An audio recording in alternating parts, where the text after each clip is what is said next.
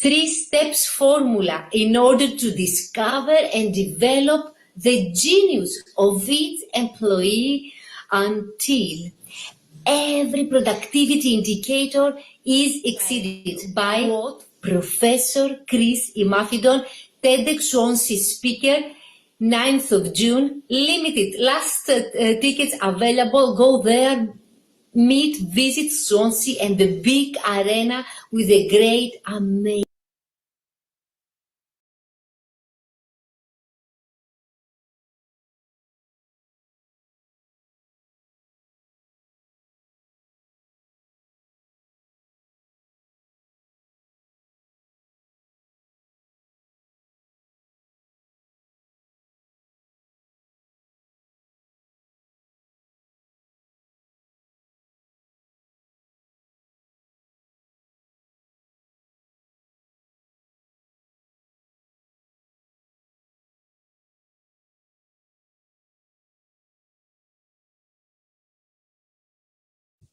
The king to maintain this progress.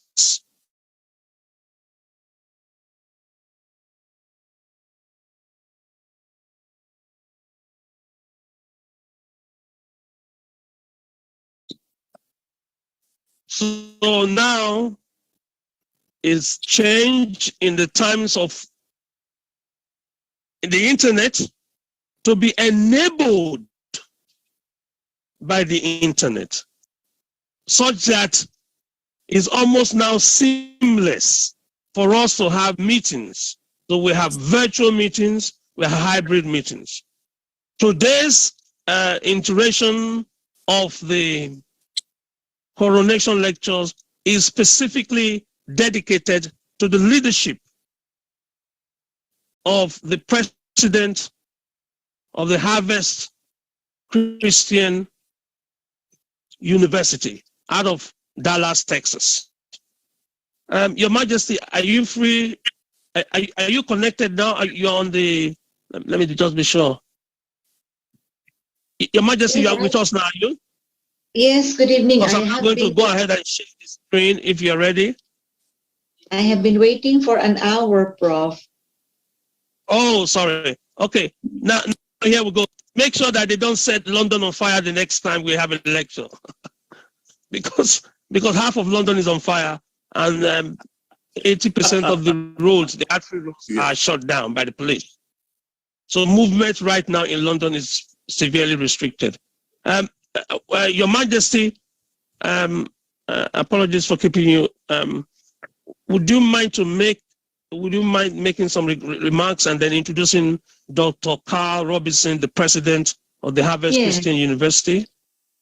Yes, of course, indeed. I'm truly delighted to be with you all, Harvest Christian University officials, especially the founder and president of the Harvest Christian University, Bishop Dr. Carl Robinson, the Harvest Christian University Senior Executive Vice President, Bishop Michael Bates Sr., if he's here, Executive Vice President, Strategic Alliances, Dr. Stacy Lang, and the Provost of the HCU, Dr. Jonathan Robinson, the HCU Academic Dean, Dr. Tanya McDonald, International Student Admissions, Dr. Emmanuel Ndua, Alumni Relations Department, Dr. Quintius Jackson, and the HCU Executive Council, Dr. Jaron Barnes, Department of Human Resources, Dr. Maria Cutman. And I don't know who else are present, which are not in the list given to me, but I would like to welcome you all on our platform, the Coronation Public Lecture Series. Indeed, it is my honor to host this Coronation Public Lecture Series in celebration of His Royal Majesty King Charles III, and a double honor for me because I am Harvest Christian University's Royal Diplomatic Envoy. It is a great honor to connect HCU if I could be allowed to call HCU our university. It's my great honor to connect and link our Harvest Christian University to Professor Chris Imafidon, our keynote speaker, and my third honor collaborating with Professor Chris Imafidon. We have been conducting these live lectures for several months prior to the coronation of the new monarch of the United Kingdom and the Commonwealth. And I'm truly humbled, and I thank Bishop Carl Robinson for bestowing upon me the HCA Royal Diplomatic Envoy. Good morning, good evening, Bishop. Would you like to say something before I formally introduce our keynote speaker? Thank you, Royal Majesty Queen Trinidad. Thank you so much for that marvelous introduction of myself and Harvest Christian University. Thank you so much. I want to thank Harvest Christian University's officials for pausing their day to be here, and a special thanks to the minister, Professor Chris Imafidon, for his brilliance and willing to sit down and to talk with us about the future. In the last one that I was in, it was very enlightening to know the direction that education is going. And so I'm excited about today. Thank you. Thank you. Thank you, Bishop Carl, Bishop Dr. Carl. Now, let me introduce our keynote speaker and why we chose him to give us today's live lecture. Professor Chris Imafidon is a chair of Excellence in Education program.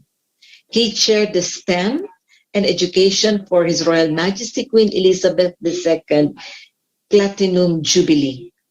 He is a multi-Guinness World Record holder. Professor Chris is world-renowned advisor to monarchs, governments, presidents, and corporate leaders.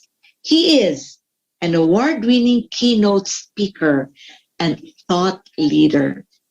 So let's welcome our keynote lecturer on the topic that we agreed, the new opportunities for education, or the changing role of universities, or the future of education.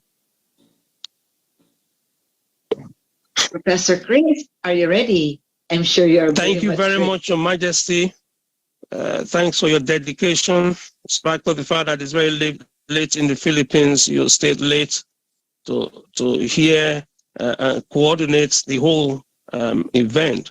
It is with great pleasure indeed, and delight that I'm sharing on the new opportunities. And what I want all of us to underline is the word new, novel opportunity.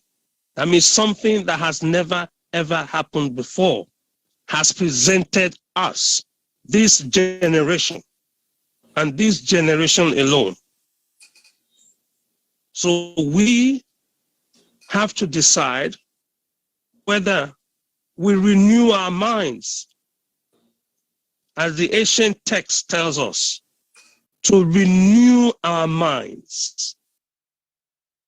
Because this is one thing all of us must do.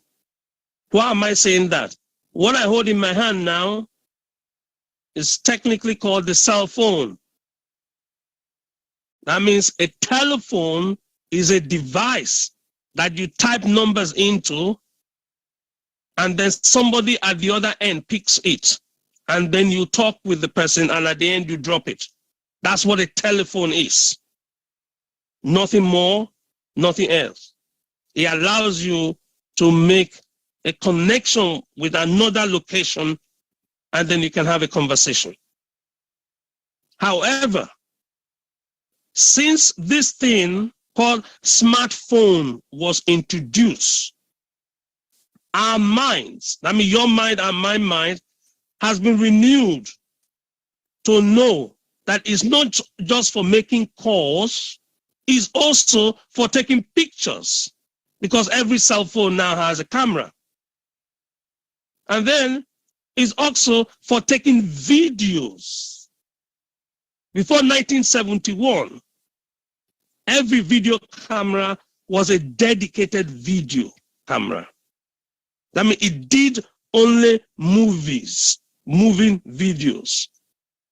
So this thing is no longer just a cell phone. It is also a video camera. It is also a still camera. And then some of us experienced something January 2020 that transformed this phone to be something else. All of us, all born humans, had to use the phone as an internet connectivity device when we were locked down. Most of us are familiar with what happened between January 2020 and April 2020. We all lived through that horrid times of forced lockdown. And out of that necessity, the same necessity is the mother of invention, we had to reinvent ourselves as remote workers. We couldn't go to banks. We had to do what is called internet banking. Most of us using our cell phones. So the new opportunities that have arisen made it possible for me in London to teach my students using the power of the internet, because the university did not shut down. The academic year had to continue. So all of us pivoted to using technology to give our lectures, because there was lockdown, and after that there was social distancing, and after that God knows what, depending on your geographic location, they impose new rules. And because we are humans and we adapt, we're not dinosaurs, we don't go extinct. All of us adapted. And all of us are now benefactors of some of the doors that were opened by that horrible tragedy called pandemic.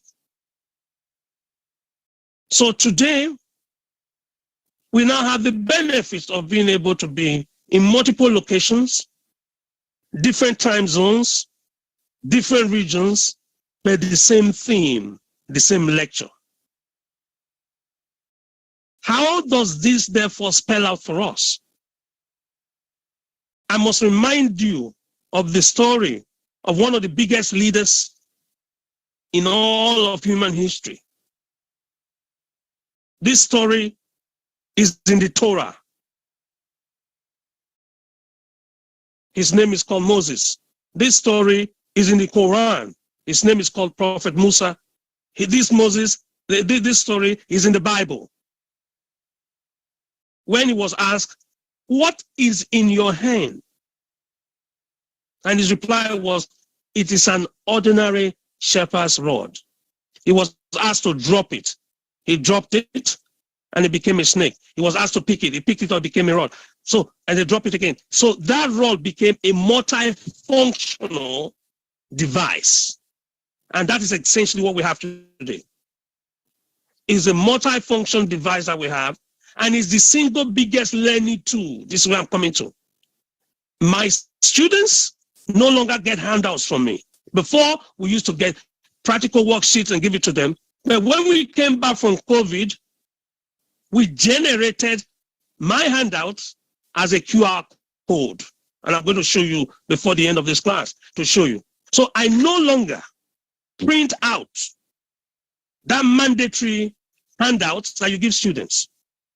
My students just walk into the class and move their camera on their phone across my QR code, and my entire slides are downloaded onto their phone.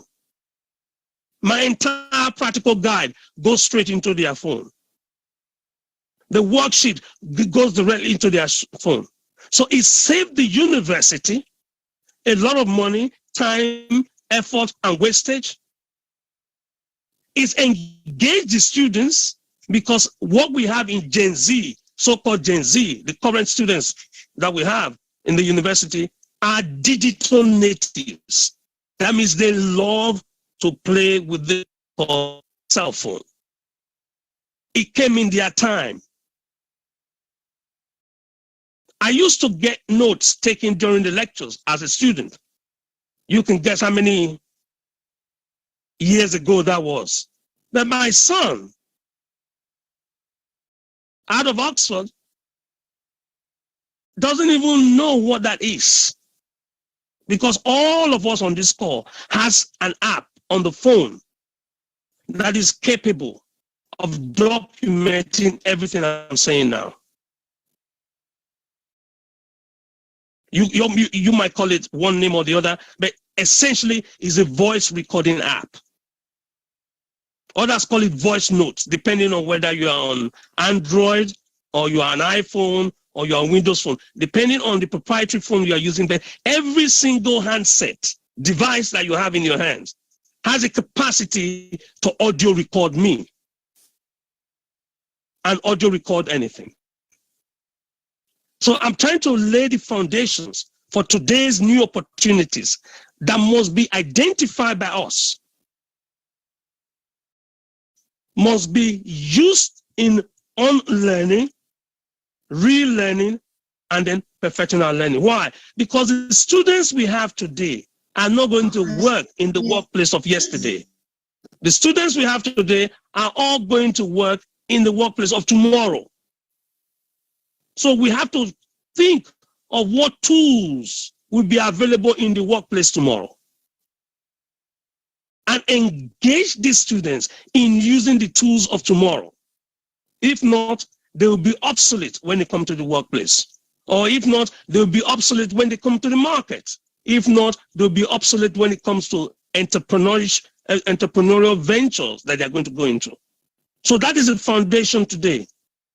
What are the new opportunities that the educational sector, particularly universities, must use, explore, and exploit? So we're not just going to casually use it. We have to push it to the very limit, because that's what we are there for. We push limits. That's what we are called researchers. We ask questions that have not been asked. That's why we discover things.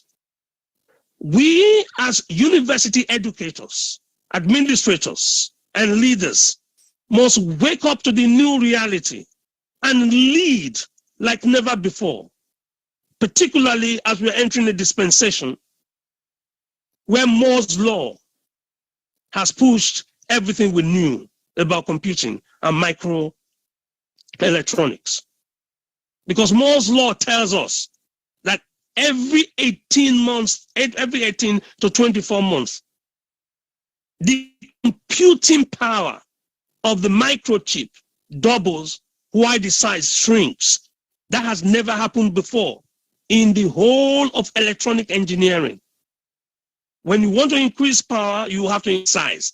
But Moore, out of California, in the experiment he did in 1970s, demonstrated beyond discussion or debate that we must revise what we know and renew our mind, because this device is going to shrink in size, increase in power, and decrease, therefore, in price. I always get my induction done, and I get this task to be done by all my new students about Moore's law.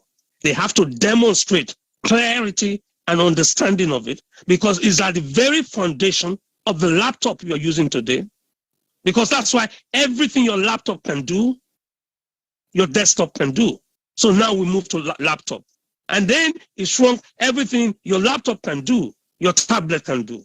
And then move to the phone. 95% of what your tablet can do, your cell phone can do. So it's no longer a phone. It's one of the most powerful gifts that this generation has been given. The reason I say it's no longer a phone is that man put Apollo 11 on the moon, and therefore they had to secure one of the most powerful computers on planet Earth. NASA had to buy the biggest, the most powerful computer to put Apollo 11 on the moon. And it literally cost multi-millions of dollars. To my shame today, I'm saying that, to my shame today, this cell phone in my hand is 700 times more powerful than the NASA computer that put a man on the moon. I'm saying to my shame. Because if such computing power was able to do the extraordinary, the question to me, to my students, to my researchers, and to my generation is this: what are you doing with that in your hand? What is it that you have in your hand? 700 times more powerful than the computer that put men on the moon. It therefore means that the cell phone you're holding in your hand can take all of us on this call to Mars and bring us back. Because we've worked it out scientifically. It takes only 500 days to journey to Mars. Therefore, it means that I and my contemporaries are now become the prodigal generation who's been given so much, yet we're delivering so little. Because we all know that to whom much is given, much is expected. Our grandfathers, great-grandfathers, and great-great-grandfathers, if they're going to wake up today from the grave, they will shake their heads and say, is that all you can do, Professor Chris Imafidun? Is that all you can do with your cell phone? Share viral videos of YouTube, on YouTube, of a cat scratching the wall. Is that all you can do? Why do you treat this most powerful tool as a toy? Why do you think it's for entertainment and not for education? That is what all our grandfathers and grandfathers will ask us. Why do you have so much and you are doing so little with it? So educationally, COVID and lockdown has woken all of us up to know that we must do more, and we must do it quicker, and we must do it better than the previous generation. Because the previous generation of professors had to rely on their secretaries who used what was called typewriters to produce their scientific papers. Our grandparents and great-grandparents and forefathers in education went through a lot to be able to achieve very little. But in spite of that, they worked out the formula of digging a hole under the river that we call tunnel. Today, out of London, you can go right into the tunnel and go under the sea and come out of Europe. That's what our great-grandfather did in 1847. If they did that with the little they had, you can expect them to call all of us to order and say you can do better, you can do it quicker, because you have better tools, you have better technologies, therefore do more. And in the course of today's class and discussion, I hope all of us on this call will be able to understand that if we took our grandfathers and our grandmothers and our granduncles 6 months to write a book, if we took our grandfathers and great-grandfathers 6 weeks to travel from New York to London because they had to go by water, and it's now taking us 6 hours to fly from London to New York. And in fact, in the 90s, we did that at half the time because we flew Concorde.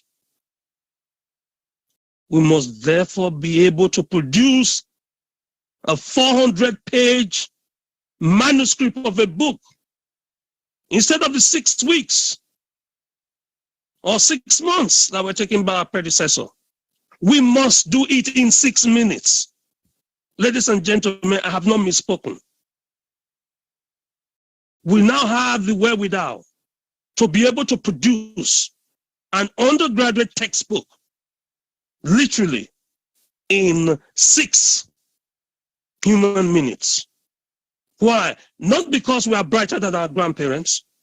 No, because we are blessed with the better technology, with the better technique,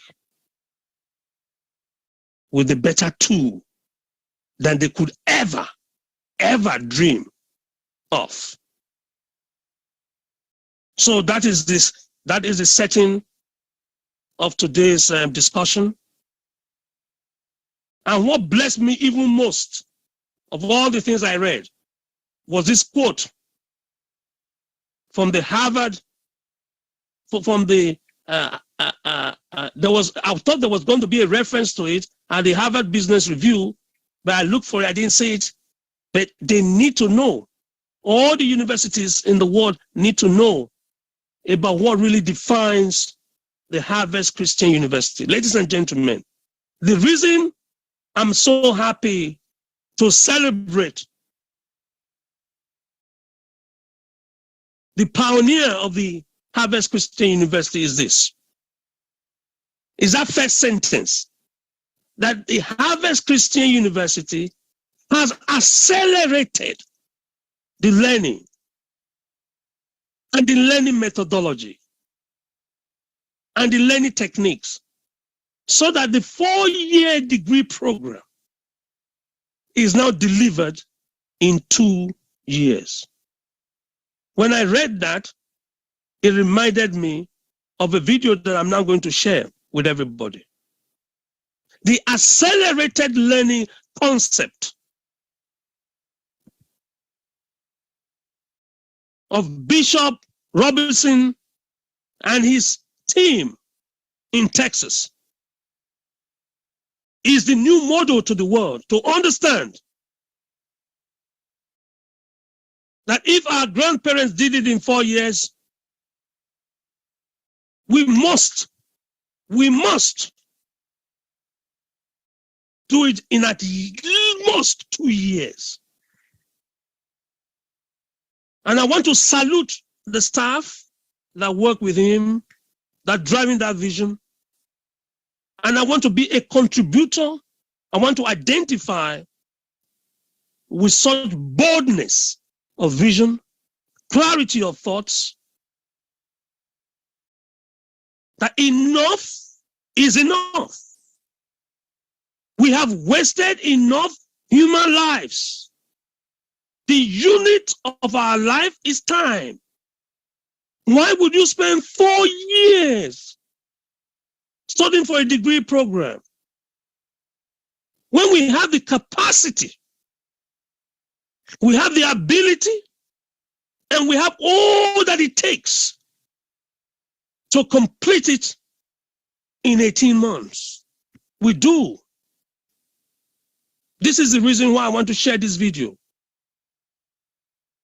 To tell anyone on this call that we must be foot soldiers of this new gospel of accelerated learning. All of us must be the evangelist saying, yes, it's possible. If you can dream it and believe it, yes, it's possible. That's what JFK told us. It's possible to go to the moon. And we are going to go to the moon, not because it's easy, but because it's possible. I need you to know that from our findings, which is totally independent of what you've done in Texas, from our findings on this side of the Atlantic in London, we have established that learning is not linear with time. That means the function of learning is not time dependent. That means whatever can be learned in 6 months can be learned in 6 weeks. So learning is not a function of time. We have also discovered that learning is not a function of age. That means you don't have to be 16 to be able to understand osmosis. You don't have to be 18 to be able to understand algebra and advanced calculus. What has age got to do with it? It's because of the limit of time. That is the reason why I'm compressing this, because I want us to have a longer session where I would demonstrate empirically with statistical facts the dream, the vision of that a 2-year degree program. And if possible, 18 months program. So let me share. I know the bishop, Bishop Carr saw this. I think saw clips of this at the last coronation lecture series. I just want to play this in the interest of those that have not seen it before and those that think that I'm being motivational, that I'm being inspirational. No, I'm only reporting what I've seen, what I've touched, and what I've felt. I'm not telling you in hope. I am showing you that it has happened and it will happen again. So let me quickly go and pull up this video. It's available. It's not a secret, by the way. It's available. It's on the BBC. It was reported by CNN, but it wouldn't make the headlines. It won't go viral. I wonder why. I wonder why. It won't go viral. So you won't see it in your news. I wonder why. Because change is coming. Whether we like it or not, this generation is going to experience the change espoused by the bishop of the house, the visionary of the house, the one that saw and therefore declared. And some people will laugh in ignorance and say, what is he saying? You can't do that. It's not possible.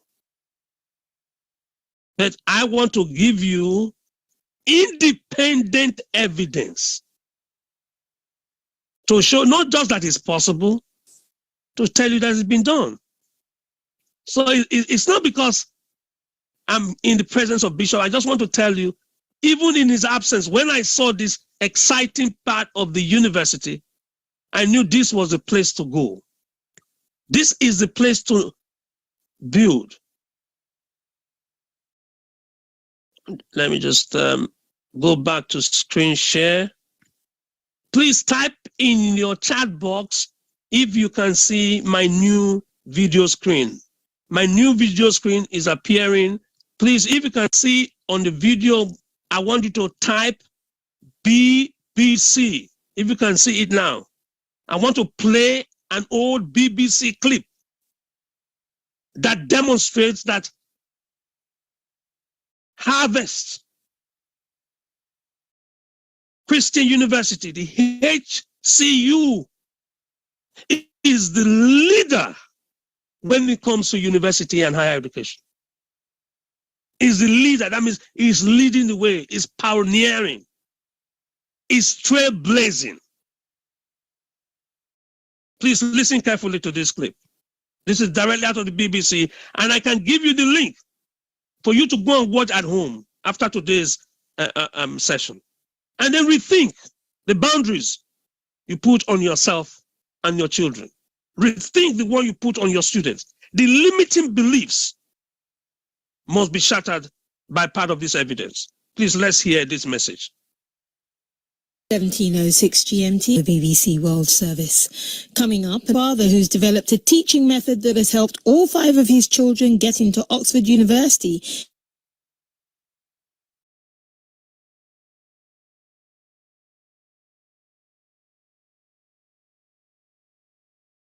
Here in September.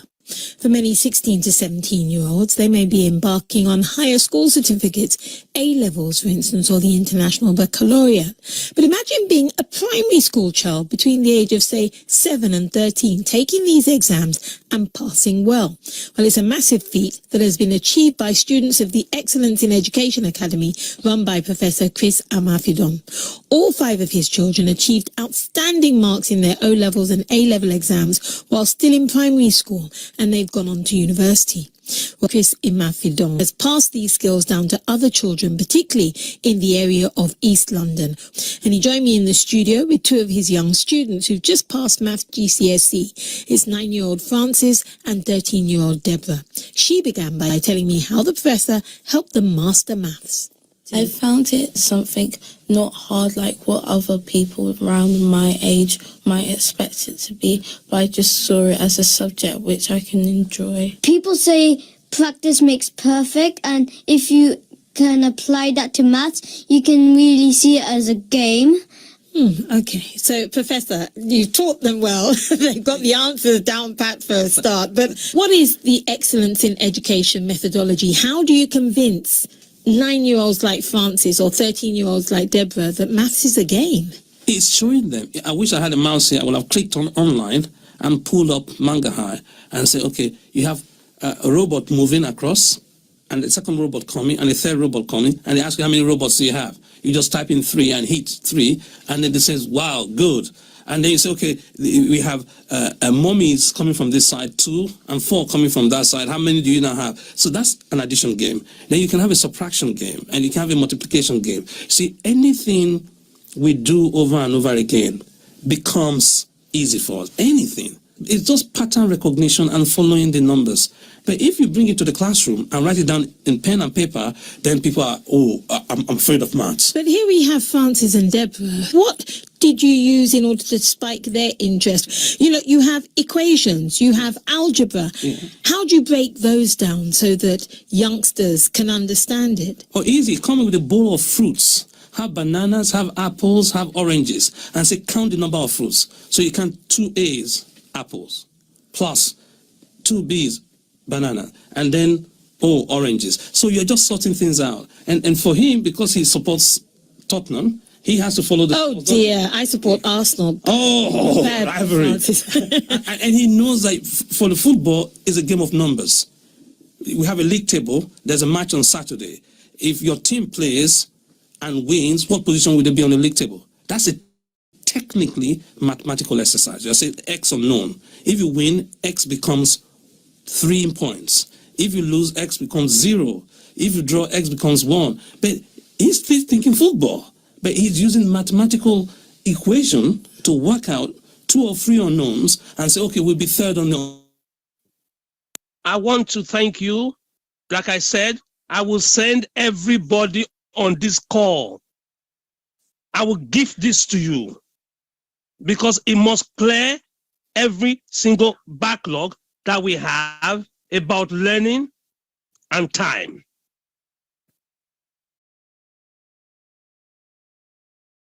The context here is that a 7-year-old, because when it happened with my children, the media was so excited, and I told them it was possible for everyone, and they laughed.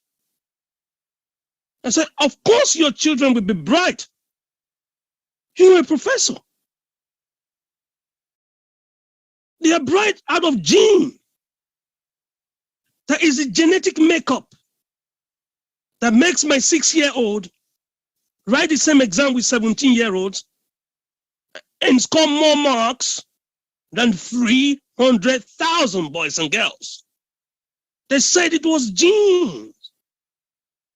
I said, no, it's the methodology. They said, no, you can't say that. Then I asked, can you give me the weakest students in the country? The most hopeless cases? They said, yes. They pointed me to the inner cities.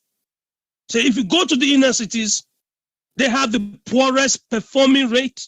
They have less than 19% pass rate. They said, go try your formula there, because they expected me to fail. and fall on my face, not knowing that we are entering a new dispensation of learning, not knowing that there's a new revelation, not knowing that the human mind has to be renewed. We can't base on what we are doing now in the classroom or what was given to our great-grandfather in 1440.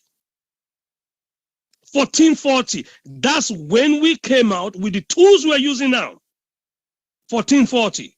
And if you have the privilege of visiting the UK, I will take you to the spot on the other side of Heathrow. The zip code is SL. We haven't changed the pedagogic arrangement that was modeled for us in 1440. I knew that was the root cause. So I cut a long story. We went to the inner city. The children you saw there were from schools that were one of the poorest performing. And only 9 months later, the results my biological children got were replicated in the